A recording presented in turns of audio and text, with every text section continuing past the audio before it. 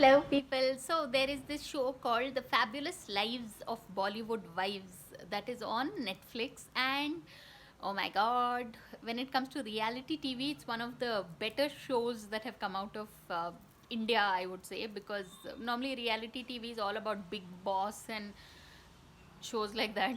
But this one is really maybe since the set of people they've chosen, that is Neelam Kothari, the erstwhile actress, Neelam Kothari, Sameer Soni, her husband, and Sohail Khan and his wife. I mean Seema Khan, but we are not sure that they are together. Like that's what is indicative in the show.